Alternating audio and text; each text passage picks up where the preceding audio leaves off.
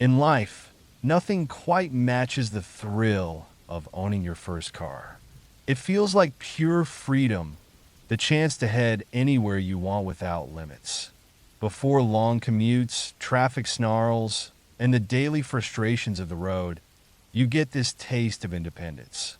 I fully embraced that freedom, often taking drives just to see where I'd end up.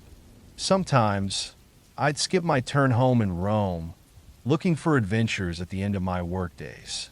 So, when I saw a big, sturdy off road vehicle for sale, I couldn't say no.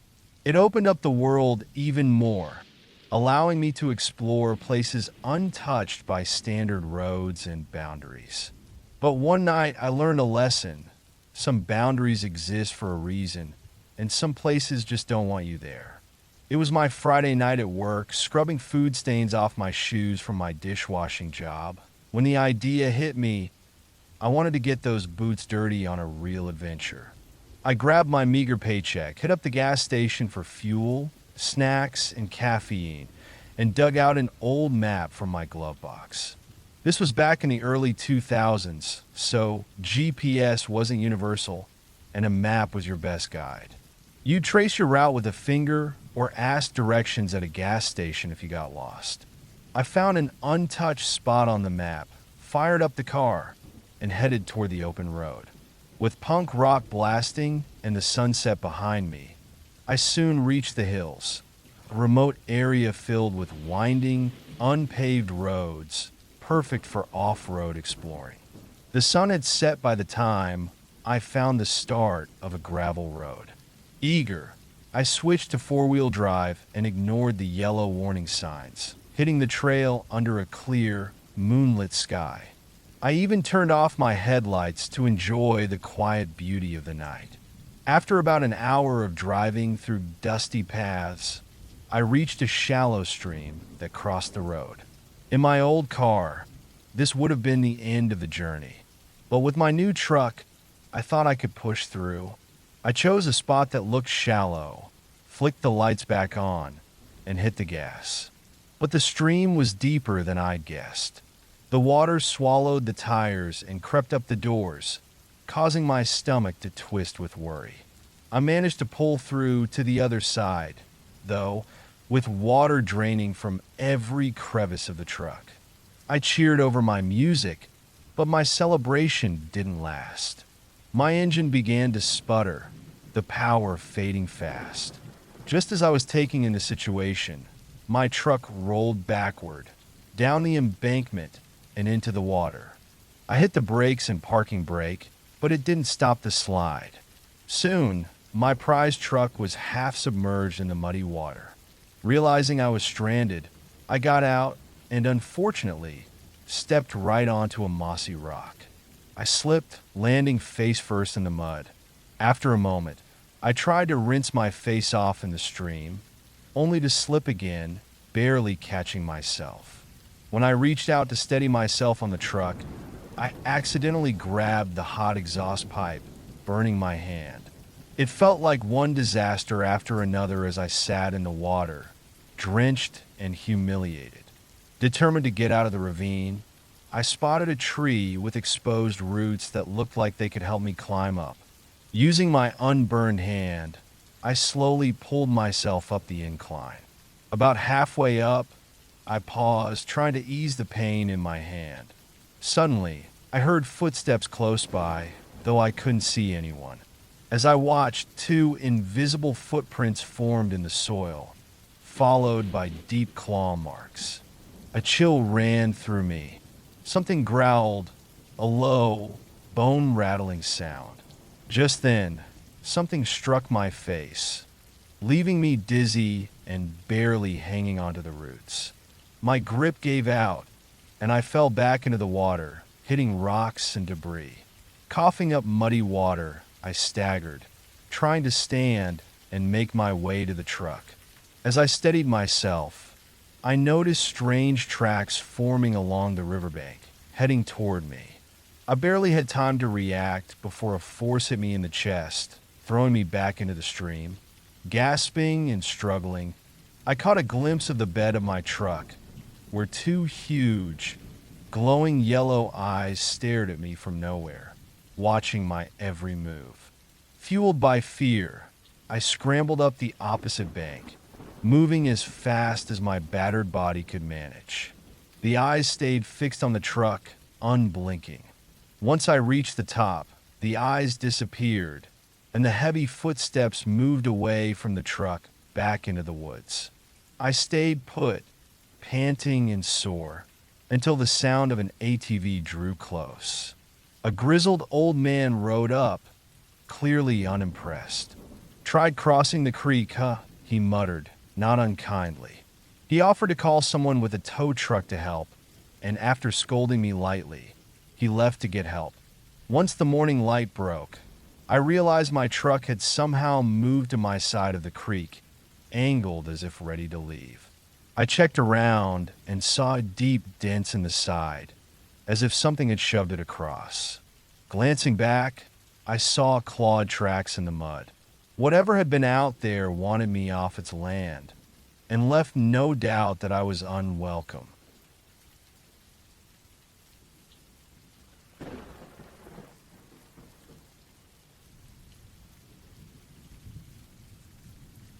Before I begin, I want everyone to know that up until this event, my husband and I were fairly indifferent about spirituality. But this experience sent us down a different path. It was definitely a strange night for us. My husband's work has us moving every few years, and our latest move brought us to a historic area in Virginia. We had been here about a year when we decided a camping trip would be fun for our family. My husband, C, and I have instilled a love of nature in our sons, M and L, so a weekend of camping and fishing was perfect for them.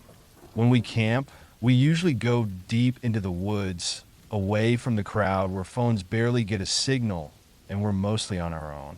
We found a clearing that was ideal for stargazing, with a stream nearby and a wide view of the sky from outside our tent. While C and I started building the fire and setting up the tent, M and L were having a blast climbing trees and tossing a tennis ball with our dogs. It was shaping up to be just a typical camping trip. After dinner, C and I decided it was time for s'mores. What's a camping trip without them? After the boys had enjoyed a bit too much sugar, we washed their faces and hands and got them settled in the tent. They picked the usual bedtime story, the shoemaker and the elves. I went into the tent, told the story with all the silly voices, gave them hugs and kisses, and did our usual goodnight routine. I told them I'd be outside by the fire with Dad, and they gave me their sleepy love yous before I joined my husband by the campfire. He was sitting in his camp chair, drinking a beer and looking up at the stars relaxed. We shared some laughs and occasionally peeked into the tent to check on the boys, just soaking in the quiet of nature. Lately, I've been revisiting happy memories from my childhood and love sharing those moments with my family. I was telling C a funny story about my grandpa when he suddenly said, "Hold on." At first, I thought he was being rude, but then I noticed it too. Everything around us had gone completely silent. It was like someone had muted the world. You could still hear the stream, but the sound had dropped to a whisper. No crickets, no birds, no sounds at all. I looked at C wide-eyed, and he gestured to the tent and mouthed, "Get the kids. Go to the car." We both stood up and loaded our sleepy, confused boys into the vehicle. Our dogs, usually calm and friendly, started to act strangely, cowering at first, then becoming protective. With the boys in the car, C and I quickly put out the fire and packed as much as we could into the trunk of the SUV. All the while, the quiet around us persisted, amplifying the eerie feeling. As we went to take down the tent, we heard our dogs growling, a sound I'd never heard from them. I looked at C, who had his hand on his holster, and I immediately knew it was time to go. We all piled into the SUV, leaving the tent behind. "Honey, what about the tent?" I asked. "Leaving it in the woods just doesn't feel right." He replied, How about we put the seats down, make it comfortable, and stay in here for the night? We'll pack up in the morning and head home. It's probably just a wild animal. I agreed, although I was unsettled by how our dogs had acted. We did our best to make the SUV cozy and try to get some rest, though sleep didn't come easy. Around 2 or 3 in the morning, I woke up to our dog growling, a low, protective sound as he stood over the boys, hackles raised. Inaji Chiawaki. Hey, there's something outside the car. I whispered, feeling like we were being watched. C started the car and switched on the headlights. What we saw was no ordinary animal. At first, I thought it was just a shadow. A fox, maybe. But as I looked again, I realized it was something else. The shadow seemed to drip black, oily sludge. I blinked and put on my glasses, still unable to believe what I was seeing. See, am I really seeing this? He turned, looking toward the tent. Either that's the biggest fox I've ever seen, or that's something out of a nightmare. It's hard to describe exactly what it looked like, but imagine something like tar oozing over a shifting shape, almost like it was barely holding its form together. It moved on all fours, with a tongue that flicked out every so often like a snake's. Its mouth opened to reveal sharp, yellowed teeth, and its eyes were small and completely white. That's definitely not a fox, C said, his voice tense. We need to leave. I don't like that it's sniffing where we were just sleeping. I watched in horror as it scratched at our tent, tearing the fabric. C put the car in drive, and we started to pull away slowly, trying not to draw attention. But then I saw it turn toward us, its beady eyes locking onto the car. As we began to drive down the trail, the creature kept pace, darting in and out of the trees, moving with an unnatural speed. By the time we reached the main road, the sun was beginning to rise. The creature retreated into the dark woods as we drove away, and I felt a wave of relief. We haven't gone camping since and don't plan to anytime soon. Encountering something that night changed us, and I hope no one else ever has to experience it.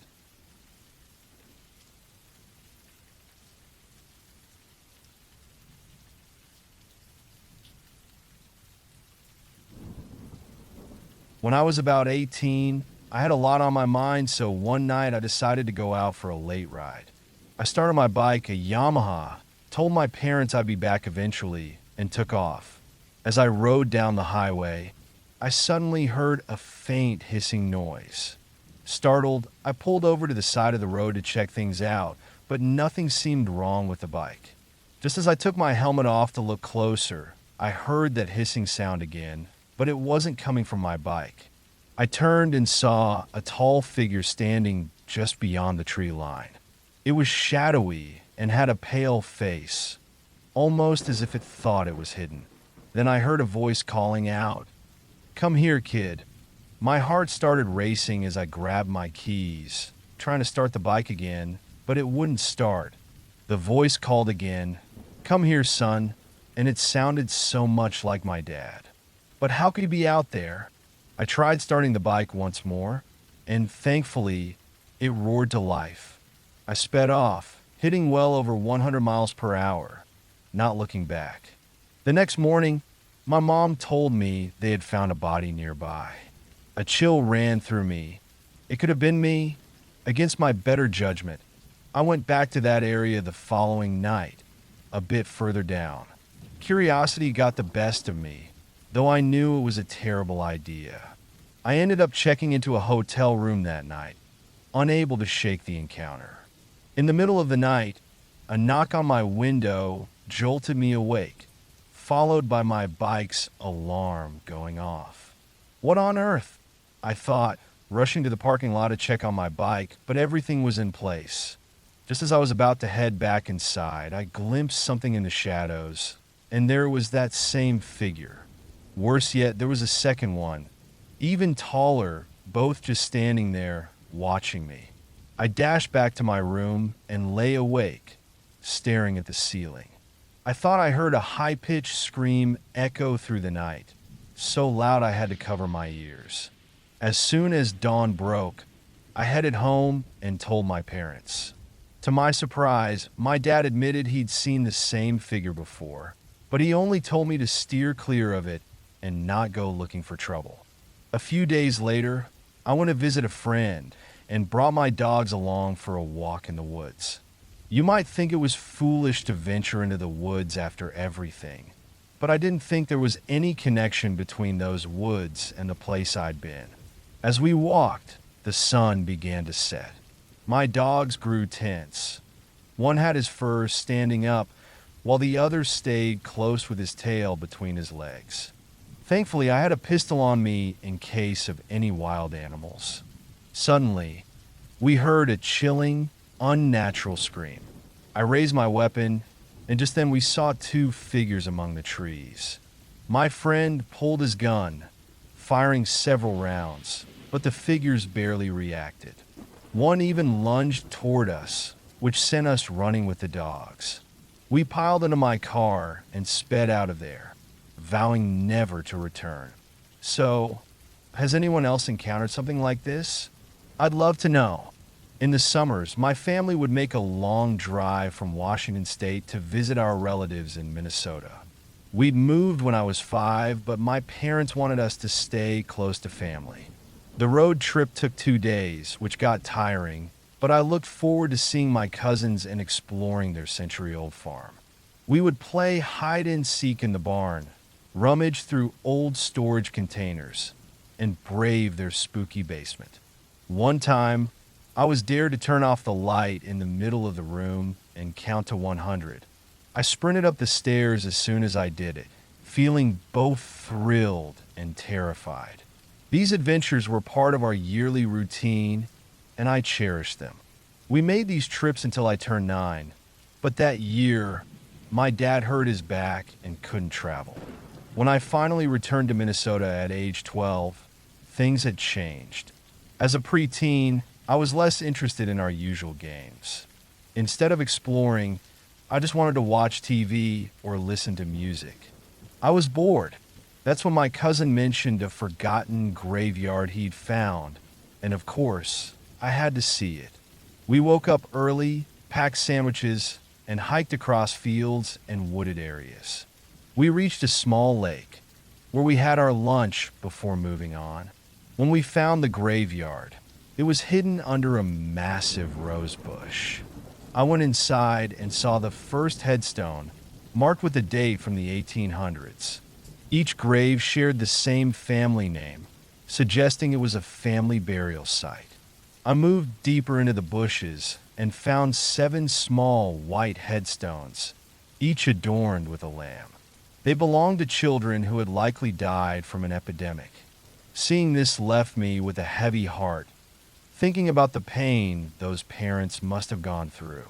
Quietly, we made our way back as dusk fell. The farm looked different in the fading light, and I felt anxious as we approached it. That night, after supper, I felt strange, as if I had crossed into a place I didn't fully understand. I didn't want to talk about it. I just wanted to go to bed. In the middle of the night, I was woken by a low, haunting sound. I assumed it was just one of those intense summer storms Minnesota is known for. But when I looked out the window, I could see things moving in the yard. When lightning briefly lit up the sky, I could swear I saw children running through the grass. I woke my cousin, and he saw them too. We huddled by the window, both certain it was our minds playing tricks on us. The storm moved on, and eventually we went back to bed. I woke up again later, but this time everything was silent. Then I was hit by an overwhelming sadness, thinking of those graves. Suddenly, I sensed movement in the room. My cousin was sound asleep, so I was alone with the faint sound of footsteps running back and forth across the floor. I felt frozen in fear and sadness, thinking about those lost children and their grieving parents. In a hushed voice, I whispered, I'm sorry. I wasn't even sure what I was sorry for. Maybe for disturbing the graves, maybe for their pain. But I kept repeating it until I drifted off to sleep. When I woke up, the sun was shining. At breakfast, my aunt mentioned that the power had gone out in the night. And then my parents asked if we'd been running around upstairs. They'd heard footsteps too.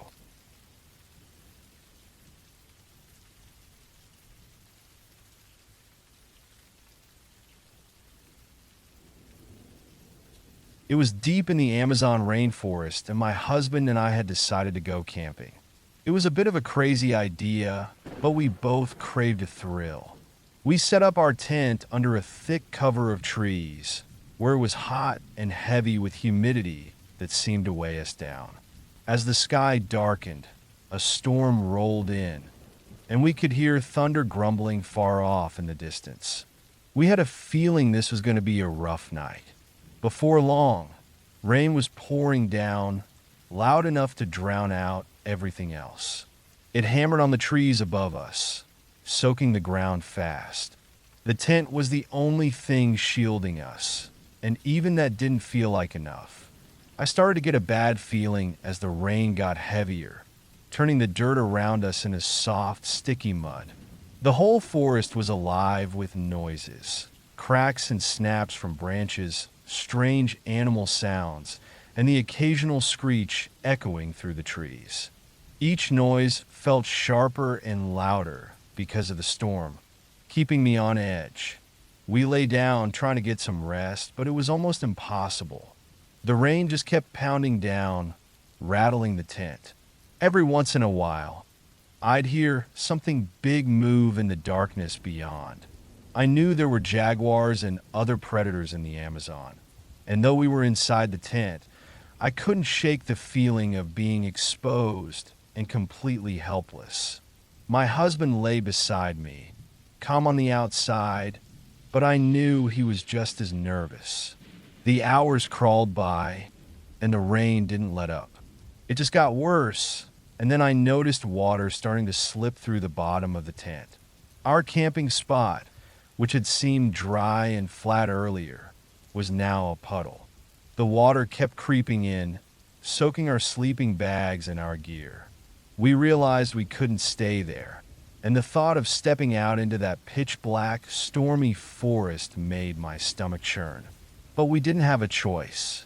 If we stayed, we'd be completely flooded out. We quickly shoved what we needed into bags and prepared ourselves. As soon as we unzipped the tent, the rain hit us hard. I could barely see in front of me. Everything was just rain and darkness. We had to find a higher spot, so we stumbled through the mud, slipping and grabbing onto trees to steady ourselves. The ground was slick, and every step felt like a struggle as thick mud clung to our boots, pulling us down. Minutes felt like hours, but we finally found a small raised patch under some thicker trees. We rigged up a tarp between two trunks and huddled underneath it, hoping it would keep us a little drier. The storm kept raging, but at least we weren't standing in a pool of water anymore.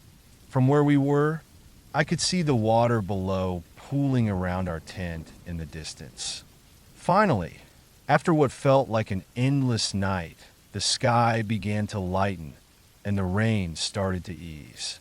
The forest was shrouded in thick mist, making everything feel strange and tense, like the jungle was watching us. We made our way back to where the tent was, only to find it half collapsed, sitting in several inches of water. It was clear we couldn't spend another night here. The ground was soaked, and the storm had proven just how dangerous this place could be. With whatever we could still carry on our backs, we started the hike back to where we'd begun. We were drenched, exhausted, and covered in mud. In the morning light, the forest seemed calm, almost peaceful, with birds starting to call and animals moving quietly in the shadows. But as we moved through the trees, I couldn't shake an uneasy feeling. I kept glancing over my shoulder, catching flickers of movement in the corner of my eye. though every time I turned, nothing was there. As we neared the edge of the forest, I thought I heard faint footsteps echoing ours, just out of sync. My husband noticed too, his face tense as he looked back into the misty trees. We couldn't see anything, but we both had that same gut feeling, that we weren't as alone as we'd thought. A shiver ran through me, the hairs on my arms prickling as we stepped out of the forest. It wasn't until we'd been back in town for hours, finally clean and dry, that my husband admitted something strange. He'd seen shadows in the rain the night before, moving between the trees, too tall to be animals, but too fast to make out clearly. I hadn't seen anything myself, but I'd felt something, like eyes on me in the dark.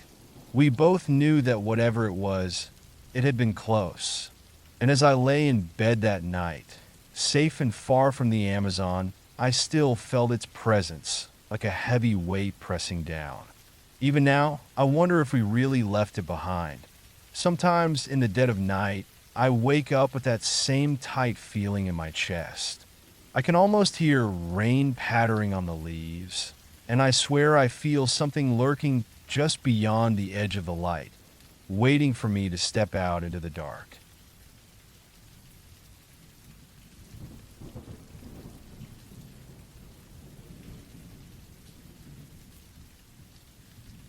My boss asked me to go on a weekend camping trip with her and her 2 kids. She wanted to spend time in nature, and I guess she thought a little help might make things easier.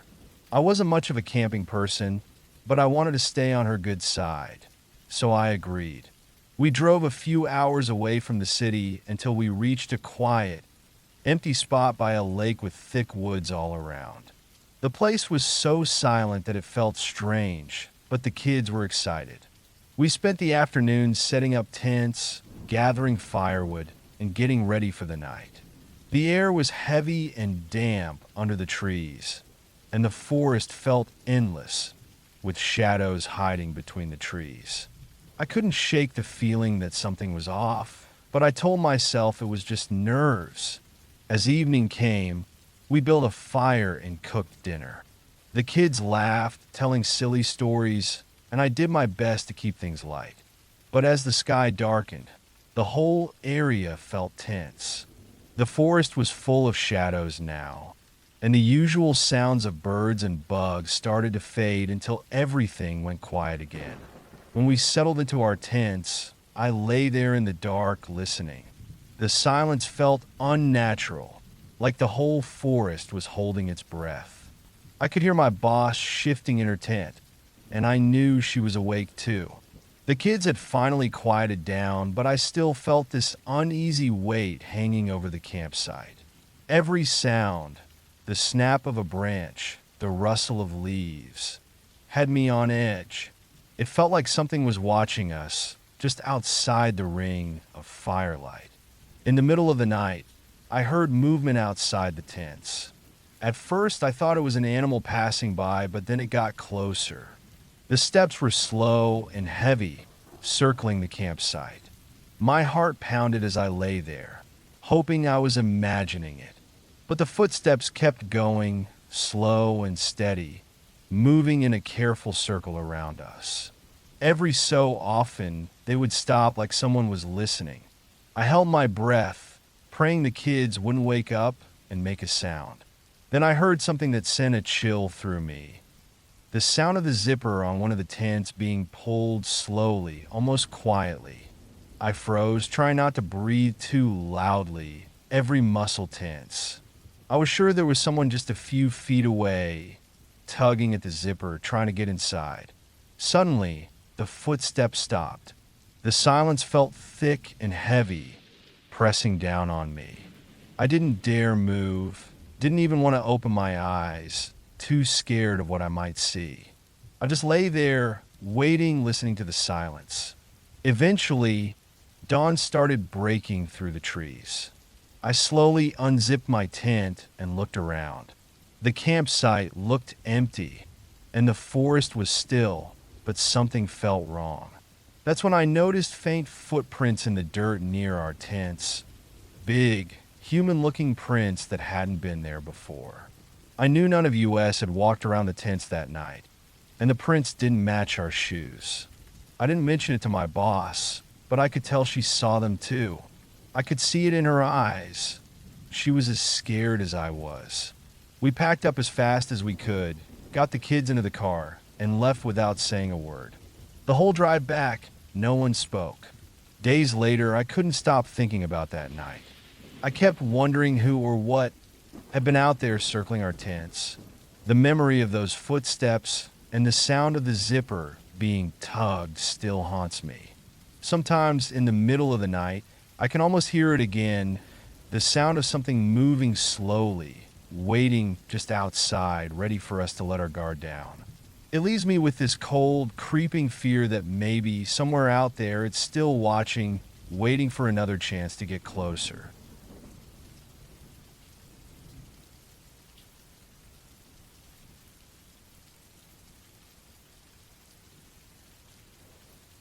I don't know what was going through my head when I decided to camp overnight in an old, forgotten graveyard. Maybe I just wanted to challenge myself, or maybe I thought it would be a story to tell someday. So I packed a small tent, some food, and a flashlight, then drove out there just before the sun started to set. The graveyard was hidden deep in the woods, along an unmarked path, with moss-covered stones and piles of dead leaves.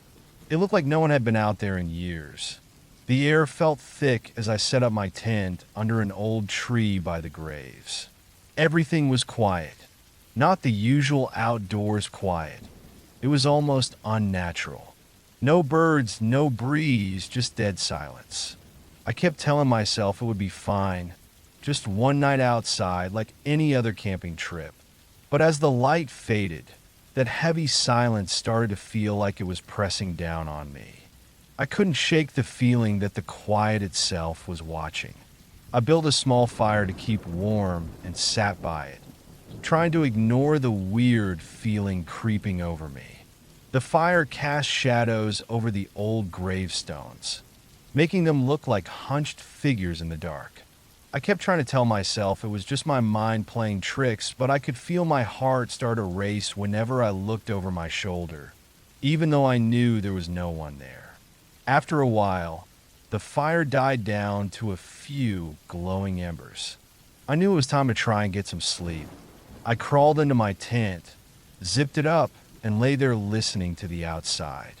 But that's when I realized the silence wasn't just heavy, it was complete. No rustling leaves, no distant sounds, not even a single chirp or crack. Just absolute stillness, like the whole forest was holding its breath. Somewhere in the middle of the night, I heard it, a soft crunching sound, like slow footsteps moving through the dead leaves. I froze, barely daring to breathe, listening as hard as I could. The steps were slow, careful, and every few seconds they'd stop like someone was trying not to be noticed. My heart pounded in my chest as I lay there, trying not to move, every instinct telling me to stay still. The footsteps circled around my tent, each step sending a faint vibration through the ground. Whoever it was moved with a strange, careful rhythm, pausing here and there almost like they were listening for any sound I might make. It was too slow, too deliberate to be an animal. I clutched my flashlight, but I didn't dare turn it on. The last thing I wanted was to let whoever was out there know exactly where I was. The footsteps stopped right next to my tent, just inches from where I lay. I could hear my own heartbeat in the silence, holding my breath and praying they'd move on. And then I felt it, someone or something pressing lightly on the fabric of the tent.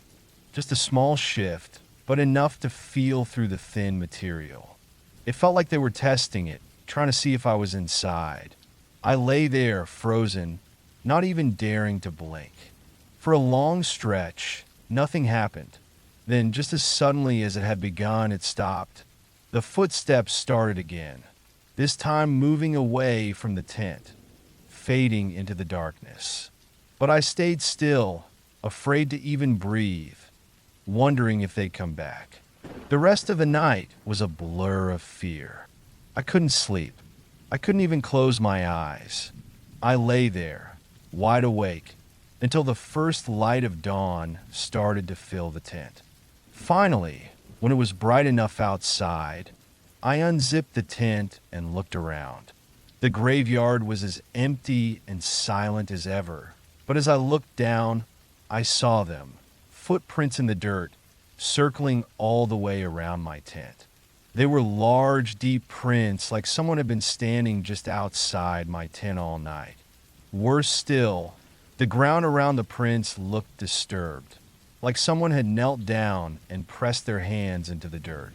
I packed up as quickly as I could, too scared to even look back at the graveyard. As I walked back to my car, I felt the hair on my neck stand up like I was being watched. The whole way I was sure I'd turn around and see someone standing there just waiting.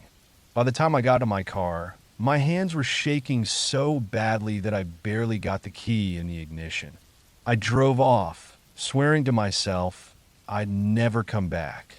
But sometimes at night, I still think about that slow, careful circling around my tent and the faint press against the fabric. And sometimes when everything is silent, I imagine someone somewhere is still out there, waiting for someone else to wander into that forgotten place. Someone else just foolish enough to test themselves in the dark. And it scares me to think that if I hadn't stayed still, if I had made even the smallest noise, I might never have left that graveyard at all.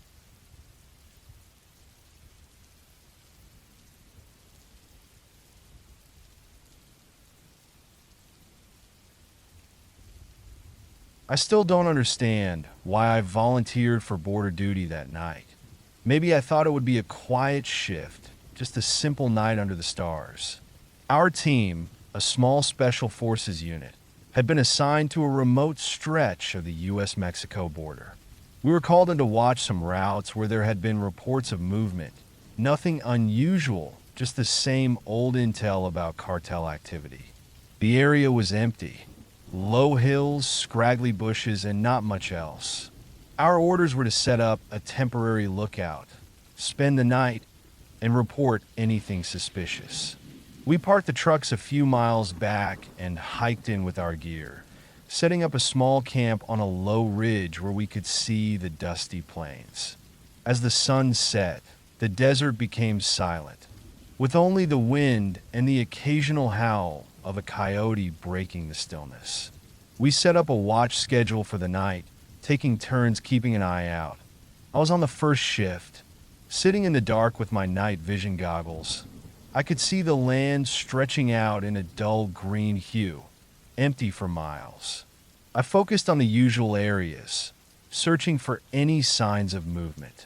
For the first few hours, there was nothing, just the wind and the soft buzz of insects. Not long after midnight, I heard footsteps approaching.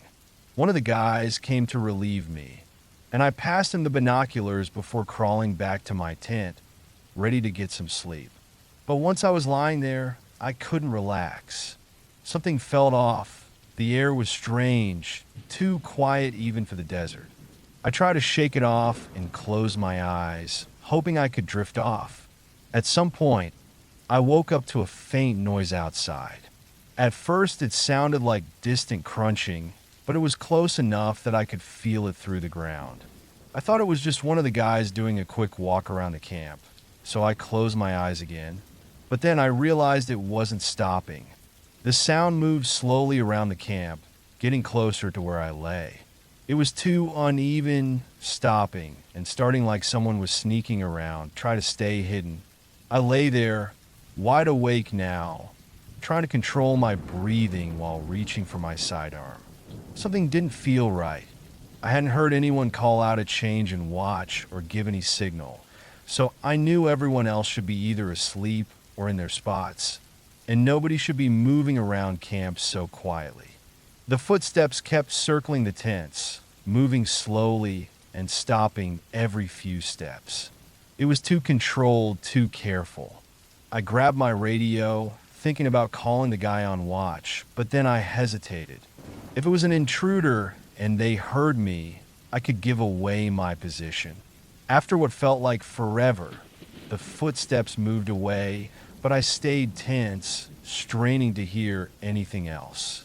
Just as I started to relax, I heard another noise, a faint clicking sound like metal tapping against metal. It came from somewhere past our camp, off in the distance.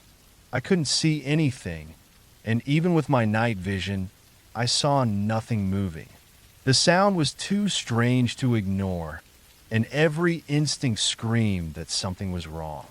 Then, the radio crackled, and I heard a low voice from the guy on watch. "Everyone up." His tone was sharp, tense. I crawled out of the tent, weapon in hand, and joined the others. We moved quietly into position, scanning the area.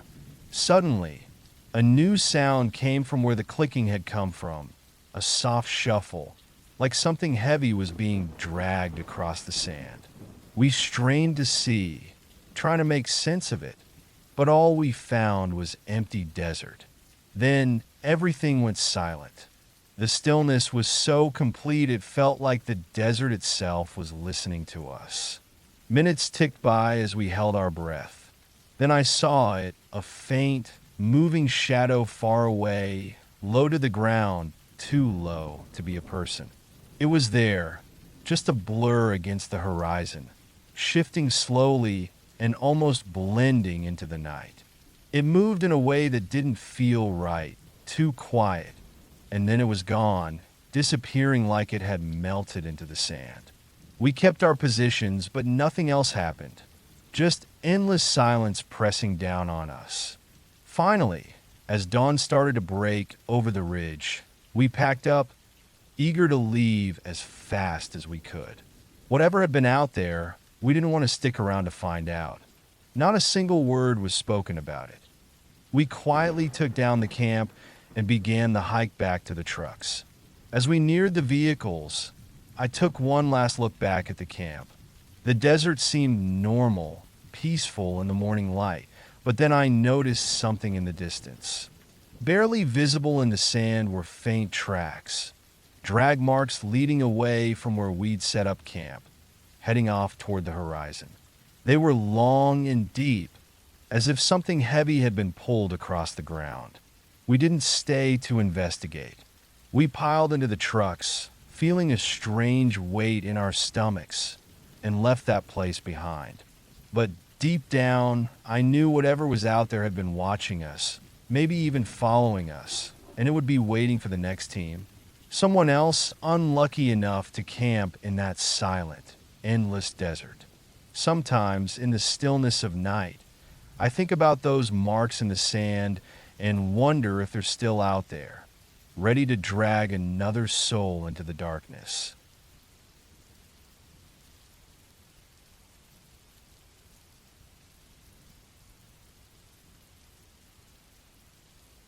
I still can't believe I went camping with my gym partner, Anna. It all started as a sudden idea when we were both feeling restless after a long week of working out. We thought it would be a fun break to escape the city for a night and enjoy the outdoors. I packed my small tent, sleeping bag, some food, and a flashlight, and we drove to a remote spot by a lake surrounded by thick woods. The drive was nice, with tall trees lining the road and the setting sun casting long shadows on the ground. But as we arrived and set up camp, I started to feel uneasy. The area was too quiet. The only sounds were the rustling leaves and the occasional call of a distant bird. I tried to shake it off, telling myself I was just overthinking it. We spent the afternoon exploring, taking photos, and laughing. As the sun began to dip, we started a small fire to cook dinner. The flames flickered and danced, casting shadows that made the trees look like they were looming over us. The evening felt perfect, but as it got darker, a strange tension filled the air. I kept glancing into the shadows, feeling like we were being watched, but Anna seemed fine, so I pushed it aside. When it got late, we crawled into our tents. I zipped mine up and lay there, listening to the sounds outside. The quiet felt almost suffocating. I could hear Anna moving around in her tent, but soon all the sounds faded. It was as if the whole forest was holding its breath. After a while, I heard a faint rustling outside my tent. At first, I thought it might just be a raccoon or some other animal, but the sound didn't go away. It was slow and deliberate, like something was creeping around, avoiding the leaves and branches. My heart raced, and I tried to tell myself it was nothing, but the rustling grew louder, inching closer. I sat up, holding my flashlight tightly. I wanted to call out to Anna, but I hesitated. If it was something dangerous, I didn't want to scare her. The rustling stopped right outside my tent. I held my breath, straining to hear any other sounds. Then I heard a soft thud, like something heavy settling on the ground. I slowly unzipped my tent just enough to peek out. My heart pounded in my chest. The fire had died down to glowing embers, and the area was shrouded in shadows. I couldn't see anything unusual, but I felt like something was out there, just out of sight. I crawled back into my sleeping bag, trying to calm my racing thoughts.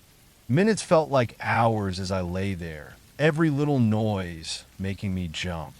Just as I began to drift off, I heard a loud crack nearby. It sounded like a heavy branch breaking. I shot up, wide awake again. The silence that followed was deafening, and panic rose in my throat. I grabbed my flashlight, ready to shine it outside. But before I could move, I heard heavy footsteps crunching on the ground behind my tent.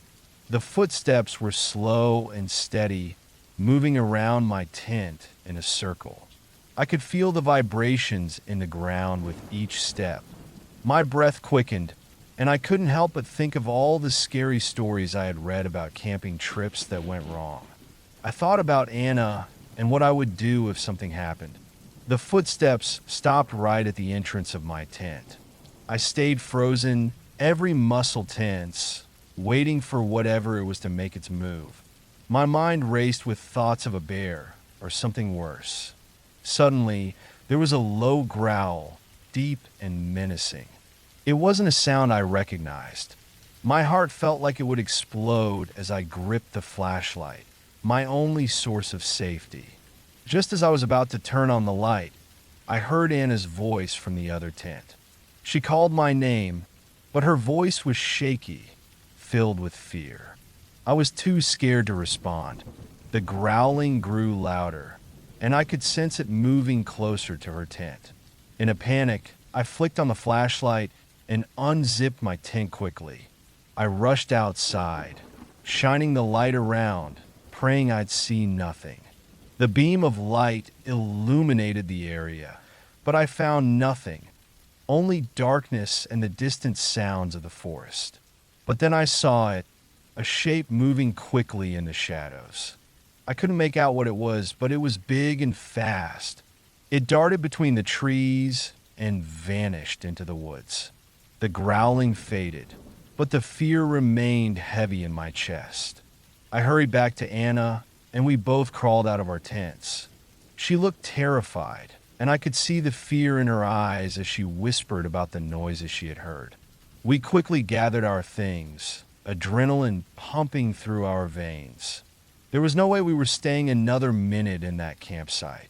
As we packed up, I glanced around, half expecting whatever it was to return. The forest felt alive, and the shadows seemed darker than before. The air was thick with tension, and I could almost feel eyes watching us. We climbed into the car and drove away without looking back. The next day, I tried to shake off the fear, telling myself it was just an animal. But as I lay in bed that night, I couldn't help but remember the growl, the heavy footsteps circling our camp. I closed my eyes, wishing I could forget, but the memory lingered. I knew one thing for sure. Some nights in the wild should never be spoken of. There are things out there in the dark, waiting, and some of those things should never be disturbed. As I lay there, I felt a chill creep over me, and I couldn't shake the feeling that whatever had been out there was still watching, just waiting for the next chance to strike.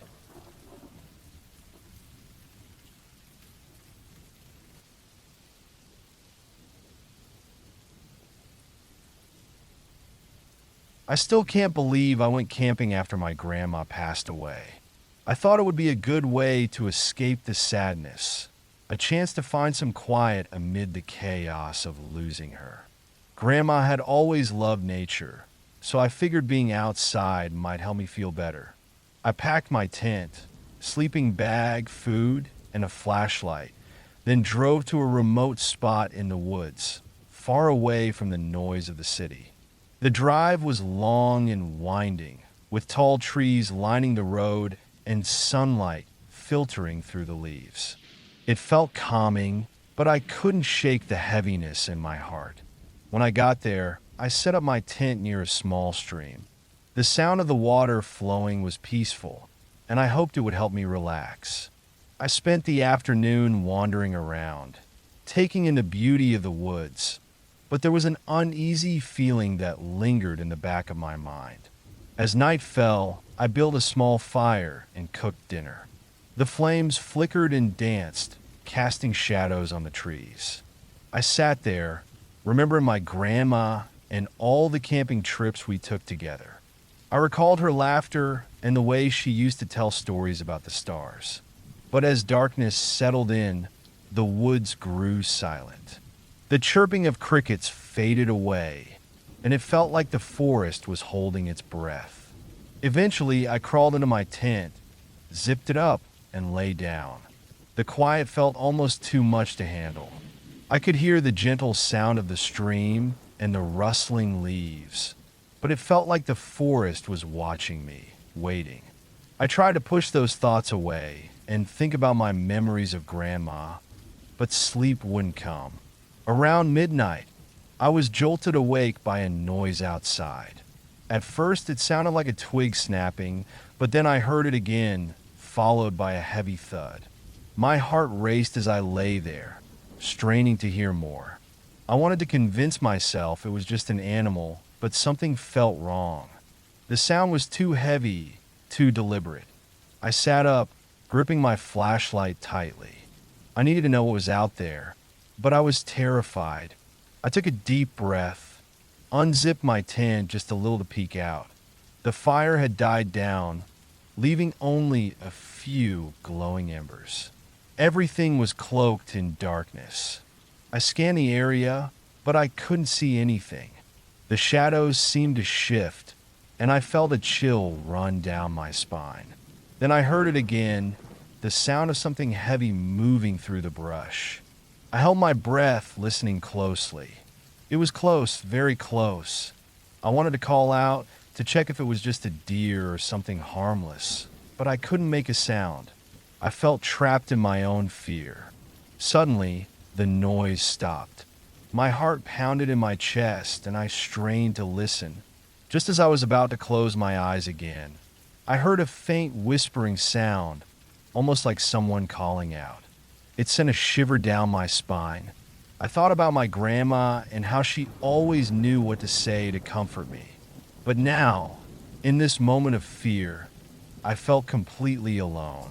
I crawled out of my sleeping bag, flashlight in hand, and unzipped my tent wide enough to step outside. I shone the light around, praying I'd see nothing.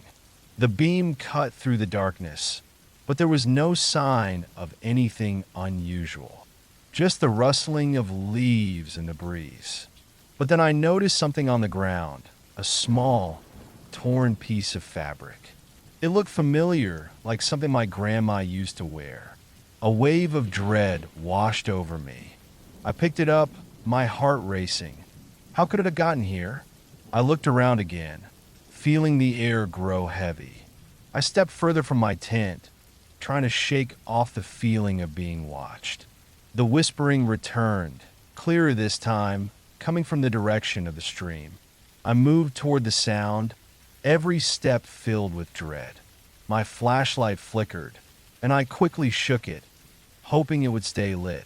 As I got closer to the water, I felt a cold breeze brush past me, making the hair on my arms stand on end.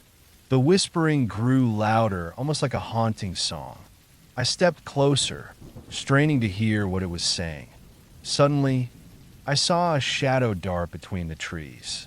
My heart stopped. It was large and dark, moving quickly. Panic surged through me, and I turned to run back to my tent. I zipped it up behind me, my hands trembling. I could still hear the whispering, sounding almost like my grandma's voice. I lay down, trying to cover my ears, but I couldn't block it out. The whispers grew louder, a chorus of voices rising and falling in the night. It felt like the forest was alive, mourning with me. I held my breath, wishing for morning to come, for the safety of daylight to chase away the shadows. Finally, the first light of dawn crept into my tent. I crawled out, feeling a mix of relief and lingering fear. The woods looked normal, but everything felt different. I packed my things quickly, glancing around, half expecting something to appear. I wanted to leave this place behind. As I drove away, I couldn't shake the feeling that something was still watching me. I looked back one last time at the forest, a knot tightening in my stomach. I remembered my grandma's love for this place, but now it felt tainted, haunted by the night's events. I knew I would never come back here again, but as I drove away, I caught a glimpse of something in the rearview mirror, a shadow moving among the trees. It was dark and fast, slipping away just as I turned to look. A chill ran through me, and I couldn't help but feel that whatever it was, it didn't want me to leave. I gripped the steering wheel tightly, telling myself to keep driving, but I knew I would never forget the whispers, the shadow, or the feeling that something had followed me out of the woods. Some memories should stay buried, and some places are better left undisturbed. But now I felt the weight of the forest still clinging to me, a reminder that not everything in the dark should be disturbed.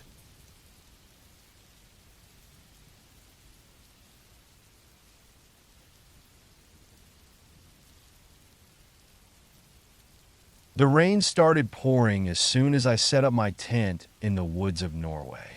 I thought camping in such a beautiful spot would be a perfect way to escape my busy life, but the dark clouds above quickly turned my excitement into worry.